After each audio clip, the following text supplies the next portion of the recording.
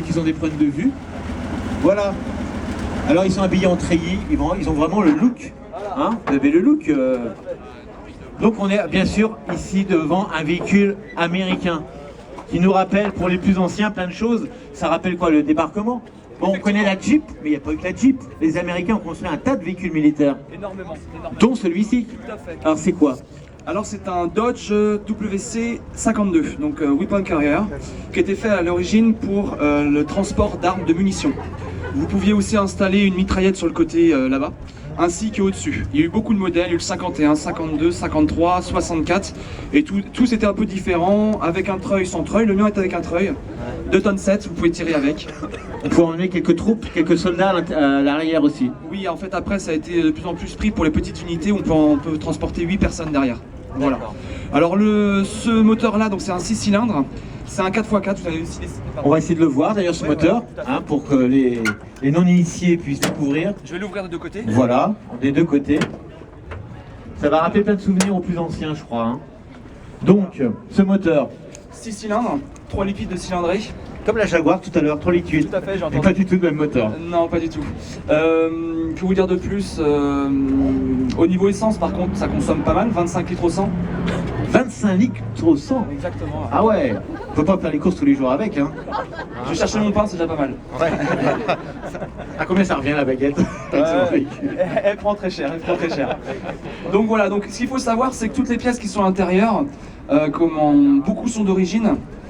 Et aujourd'hui, vous pouvez toujours acheter des pièces neuves d'origine. Parce que les Américains. Aux États-Unis? Non, aujourd'hui en France. En France? Tout à fait. Les gens qui ont ramené en fait des pièces en France, qui ont monté des entrepôts, et aujourd'hui qui revendent ces pièces-là, parce qu'ils avaient produit, mais de manière exponentielle, toutes les références, tous les commandes, tous les produits intérieurs, ce qui fait qu'on peut les acheter aujourd'hui. Il faut savoir qu'aujourd'hui, il y a beaucoup de clubs militaires qui regroupent tous ces véhicules énormément à travers la France et à travers le monde d'ailleurs. Tout à fait, tout à fait. Alors ce qu'il faut savoir, c'est que là, on a mis la tenue militaire parce que ça va avec le comment. Ah, vous avez le look, hein. Quel grade vous avez? Sergent, je suis sergent. Sergent. Et en fait, ma passion au départ n'est pas la voiture. Ma passion au départ, c'est vraiment la commémoration, l'histoire, la Seconde Guerre mondiale. J'ai commencé... C'est vraiment une passion. Ah oui, tout à fait, oui. Je fais beaucoup de marches, je passe beaucoup de temps dessus. Et l'idée, en fait, voilà, c'est de commémorer les gens qui sont morts pour nous. Après, comme je dis, c'est pas du tout l'esprit militaire qui me plaît ou quoi que ce soit. C'est vraiment cette envie de commémorer les gens qui sont morts pour notre liberté. Et c'est commencé comme ça. Et puis, vous voyez, je commence juste, hein, ça fait que 6 mois que je l'ai acheté. Et voilà, et là j'ai pris passion pour la vieille voiture. Quelle année ce véhicule? Novembre 42, il est sorti de chez Chrysler en novembre 42. D'accord, c'est Chrysler qui les fabriquait. Exactement. D'accord. Exactement. Donc il a subi le débarquement? Tout à fait, alors il parlait le 6 juin, alors je pourrais pas vous dire quand est-ce, je sais à peu près dans quelle tranche il est débarqué, mais je Vous êtes remonté assez loin sur l'historique de ce véhicule. On peut remonter en fait, mais juste on sait à peu près qu'il est arrivé pour le débarquement en France, donc on est arrivé jusqu'à fin 44, entre juin 44 et fin 44. D'accord. Voilà. Oui, c'est difficile après de savoir. Hein. Le débarquement a duré assez longtemps. On peut le savoir en fait avec la plaque à l'intérieur, sauf que faut être très fin historien et très fin connaisseur pour savoir exactement. Pour l'instant, ça fait que 6 mois que je l'ai. Je me suis pas encore lancé dans les recherches, mais je vais y aller. C'est un peu émouvant de savoir que ce véhicule a participé au débarquement en juin 44 en Normandie. Tout à fait, oui. Avec tout ce qui s'est passé, avec tous ces morts qu'il y a eu. Et c'est vrai que notre liberté, on la doit un peu à ces véhicules, aux soldats qui se sont battus. Il faut s'en souvenir. Voilà. Et moi, c'est vrai que ça m'émeut un peu, ouais, c'est vrai. Donc c'est un véhicule vraiment historique et ça fait plaisir de voir ce genre de véhicule.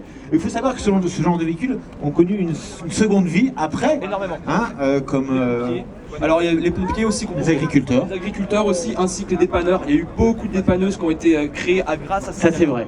Beaucoup de dépanneuses, ouais. Alors moi je peux pas vous le dire parce que j'étais pas là à cette époque-là, mais oui on m'en a beaucoup parlé et d'ailleurs j'ai croisé beaucoup de monde qui m'ont dit ah j'ai un collègue, un pompier, il avait ça, il a été dépanneuse quand on était dans les champs, on faisait ça. Enfin donc voilà, donc oui c'est un modèle qui était très bien pris.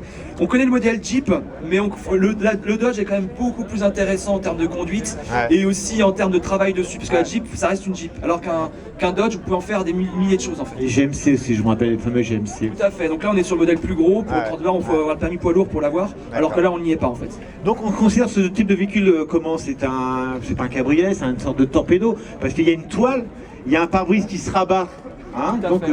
quand c'est beau aussi quand c'est entièrement dénudé. Tout à fait, exactement. C'est Ça nous rappelle souvent les défilés militaires après la libération. Ces Américains qui distribuaient des chocolats, des chewing-gums, hein, c'était festif à la libération. Ouais, et tout à ça rappelle ça. Ce qu'il faut savoir pour terminer sur le Dodge, c'est un vrai véhicule militaire. Ça veut dire qu'il recherchait l'efficacité. Vous savez qu'on peut, les pneus sont tout terrain. Ça veut dire C'est 4 roues motrices. Hein. 4 roues motrices, tout à fait. Il existe des 6 roues aussi, mais il est en 4 roues motrices. Et ce qu'il faut savoir, voilà, c'est que c'était fait pour rentrer dans 1 mètre de flotte dedans, neige, pluie. 1 mètre de flotte. Tout à Donc fait. 1 mètre de flotte, il roule toujours le Il véhicule. roule sans problème, tout à fait. C'était vraiment quelque chose de, voilà, c'était de la grosse bécane et on était sûr qu'avec ça on n'allait pas. À Quimper, ils auraient bien voulu avoir ce genre de véhicule il n'y a pas longtemps. Hein. Exactement, tout à fait, c'est vrai, voilà. Ok, on va vous laisser repartir parce qu'on a beaucoup de véhicules à présenter. On est un peu en retard, je le répète. Vous pouvez l'applaudir. On va refermer le capot. Et c'est vrai que ces véhicules, il ne faut pas oublier, ces véhicules ont permis le débarquement.